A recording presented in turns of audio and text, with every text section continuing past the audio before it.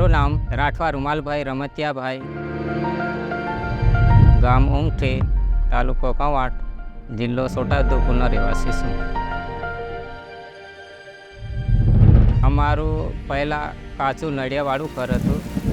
એમાં ચોમાસાના સમયે ઘરમાં પાણી ટપકતું હતું. પાણી ટપકે ત્યારે અમારે ખાટલો લઈને આજુબાજુ ભાગવું પડતું હતું અને જીવજંતુ પડે એના કારણે બીમાર થવાતું હતું. રસોઈ રાંધણ નથી કરી શકતા.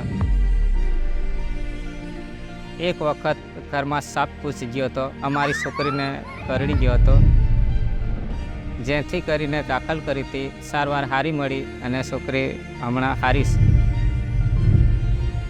ગરમીમાં પણ ખૂબ તકલીફ રહેતી હતી. ગંદકીનું સામ્રાજ્ય હતું, તેના કારણે હું ખૂબ હેરાન રહેતો હતો. વાવાઝોડું કે પવન આવે તો નળિયા ઉડી જતા હતા. છોકરાઓ માંદા પડતા હતા.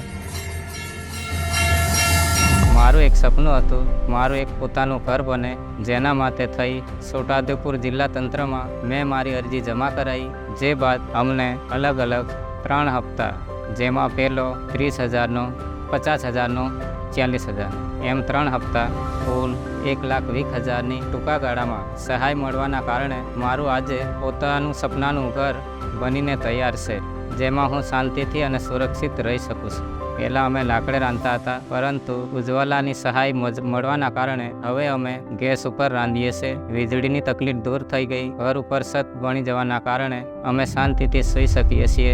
વિકસિત છોટા ઉદેપુરની સંકલ્પના સાથે અંત્યોદયના વિચારને ચરિતાર્થ કરનાર માનનીય વડાપ્રધાન શ્રી નરેન્દ્રભાઈ મોદી અને રાજ્યના માનનીય મુખ્યમંત્રી શ્રી ભૂપેન્દ્રભાઈ પટેલ તેમજ જિલ્લા તંત્રનો હૃદયપૂર્વક આભાર.